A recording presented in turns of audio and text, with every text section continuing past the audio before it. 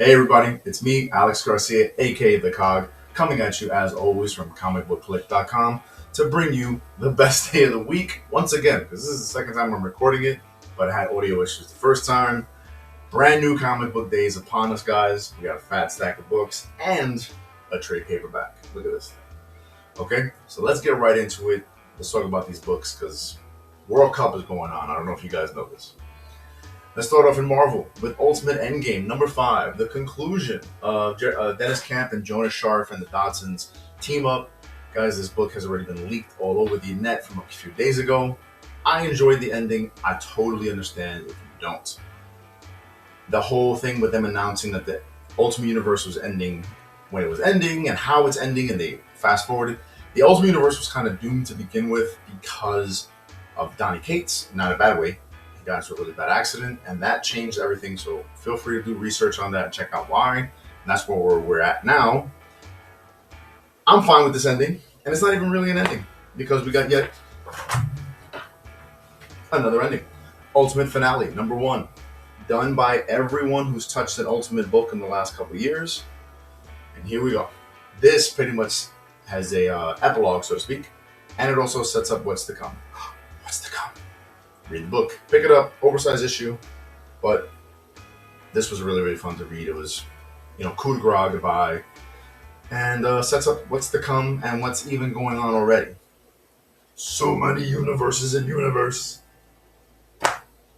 Regular universe, X-Men, number 32, Jed MacKay and Tony Daniel. This is part 2 of Anomaly, continuing that story where they're trying to avoid the future, this Age of Revelation, but you can only refuse to engage in the future by knowing what's happening, so you know how that goes. Age of Apocalypse kind of stuff, or even Age of X type stuff. Yeah, I enjoyed this. The art was pretty good. Tony Daniel was still on point.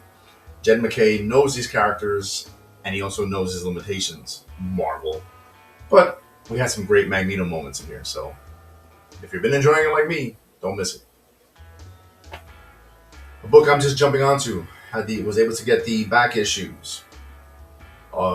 Infernal Hulk, number 8, Philip Kennedy Johnson and Adam Gorham on the art. This issue caught me right up, even though I kind of went through 1 through 7 really quickly. I like it. I like where it's going. It pays homage to Immortal and even the Donny Cates stuff, as well as moving the story forward. If you like horror, you're going to like this.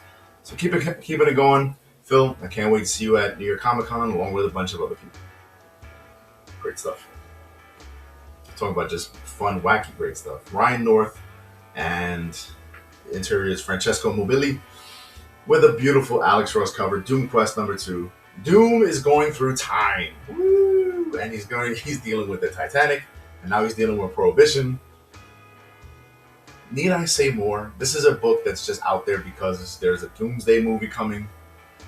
If you want to catch up on who Doom is, here you are. And look at this cover.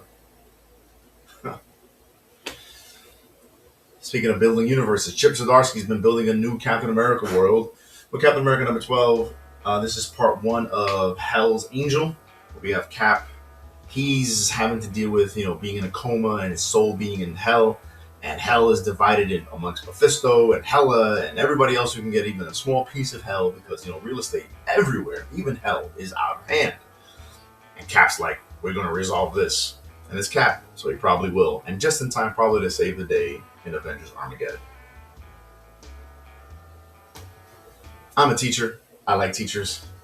Norman Osborn, one hell of a teacher. Amazing Spider-Man Spider-Versity, number 3. We got Jeremy Adams and Rafael Perez on the art. It's Norman Osborn being a teacher for this older Spider kids. He realizes, look, none of you are Peter. I'm going to help make you Peter, even if it means me becoming, because they constantly tease the idea of him becoming the Goblin again, right? But another pain in the ass has already reared their head. So if you like this and you like Norman Osborn and you like Miles and the crew, pick up Spider-Versity. And here's that Ultimate Universe again. Reborn Ultimate Impact number 2. Chris Condon and Stefano Caselli on the art.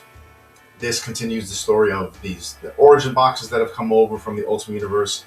what they're doing, also what Frank's doing with this Hostilicus character that's also showing up. All good fun. Not sure how much it's gonna mean, but I'm enjoying it, at least for now. See how it goes. Let's jump over to DC. Absolute Wonder Woman. Kelly Thompson. Can't wait to talk to you, Kelly. And I'm trying to remember this guy's first name. Dylan Snook on the art, right? This is typical. Hayden Sherman takes some time off. Fill-in artist comes in for 2 or 3 issues and continues to tell the story of Diana and everything that she's having to deal with in this new Absolute Universe. And she looks like she's going to have to continue to pay for it little by little by making a deal at the end that we'll see where it goes. Don't miss it. And you don't not want to miss Absolute Superman, Jason Aaron, and Rafa Sandoval. This is just an action-packed issue between Clark or Cal, however he's going by himself, the Black Adam Shazam, as well as John Henry Irons' quote-unquote steel, because it's not quite steel, but it does have the hammer. Big fight ensues, and just craziness is going on. I really like where it's going with the end. The teaser at the end is a lot of fun. I cannot wait for the next issue, because you can't wait for any of the Absolute issues. You can't wait for any issue, because if you wait, you might not miss it. So add it to your pull list and pick up your pull list, people. Pick them up! Next up, we got Swamp Thing, number 90, the never finished Rick Vike story arc with Tom Mandrake on the art and a couple others, telling the story of Swamp Thing during that time period when people thought it was too scary to tell that story. That story is being picked up here, and it's honestly very, very good. Can't wait to see the entire thing collected. It's coming. Just call this book Kyle Rayner. Kyle Rayner, Green Lantern, Jeremy Adams, and Egg Guerra and Montos on the arts, continuing that horror-esque type story where Kyle is now the protector of Earth. He's got a new cast of characters backing him up. Some characters old, some new. He's helping out this one girl who's getting involved in the shenanigans of being in Hollywood. Lots of fun, horrific fun. No Hal Jordan in this issue, so that's always a plus. So as long as that keeps going, I will pick up Green Lantern. And a book that we should all be picking up, because this movie's coming out very soon by this beautiful actress who no one had a problem calling her beautiful when she was on House of the Dragon and 12. But now that she's a woman, it's a different story. Interesting. Supergirl, Summer of Supergirl, because we already had the Summer of Superman, so we got the Summer of Supergirl. If you want to know all things Supergirl, pick this up. It's done by a great cast of creators. We got Gail Simone along with other people. Everybody that's accredited, they're credited all over the board. Great stuff. It catches you up on what you expect in the movie and in her book and in Superman, etc., etc. So don't miss out on this Summer of Supergirl. Let's jump over to Dynamite, where we got the Thundercats, Silverhawks, Thunderhawks crossover part 9 of 15. So if you're late, get on it. This is so much fun seeing the Silverhawks and Thundercats clash together. In this future, we're finding out why they really need to avoid this future, because it's not like the Age of Revelation where if we avoid it, may or may not. This is the future I don't think they want to get to. And if you want to find out why they shouldn't, make sure you pick up the previous 8 issues along with Silverhawks and Thundercats Lost. Pretty sure Dynamite still has them available. Make sure you talk to your local comic shops about how to get those issues. Let's check out Image. Another universe, the Energon universe, Void Rivals, Robert Kirkman and Connor Hughes. This is a one and done issue. If you like Scuzoid like I've been loving Scuzoid and you just like Kirkman's style of writing, this is perfect. Transformers and Void Rivals are kind of in a state of lack of motion. I think they're letting the other books catch up, which I'm totally fine with. And this is a great one and done issue. If you're a family man, you will love this. If you love Scuzoid, you will love this. Really, really good stuff, and I'm just loving watching the Energon universe simmer. Enjoy the simmer, guys. Because like with Walking Dead, right? One day everybody was complaining that it was a slow book that went nowhere, and then it ended. And everyone complained, how could he just end it that way? So enjoy it while it's here. The Eye Collector. I need new eyes. It's really struggling. That's why I keep doing this nonsense. The Eye Collector, number 1. Jonathan Ball and GMB Chamichuk. I'm not a horror fan, guys. Horror is like everywhere, though. Picked this up because it's number 1 and it looked interesting. The art reminds me of Andrea Sorrentino. Andre Sorrentino. This stuff is really horrific and crazy and weird. It's not really for me though, but it might be for you. I'm not sure if I'm going to come back for issue number 2. If it comes out in the right week, I'll pick it up. Check it out. Book I'm definitely really enjoying. King Spawn, number 56, Matthew Rosenberg, and what's the guy's first name? Thomas, I believe. Yeah, Thomas Nashlik on the art.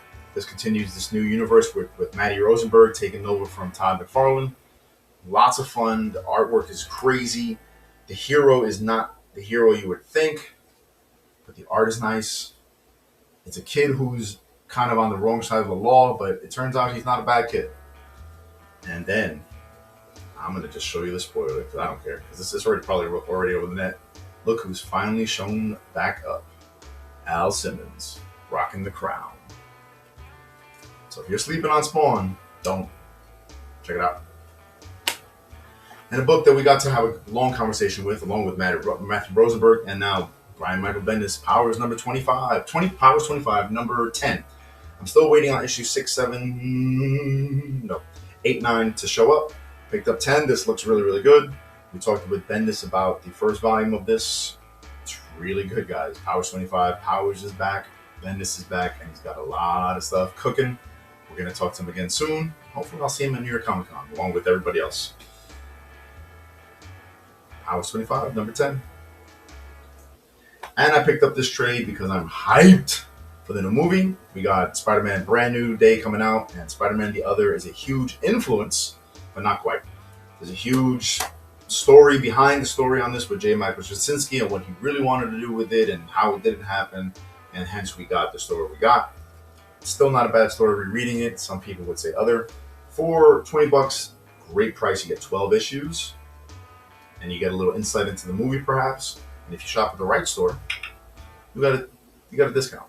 Not that damn internet cafe rainforest place. I'm talking about a real store. Walk into a store and buy this book, guys.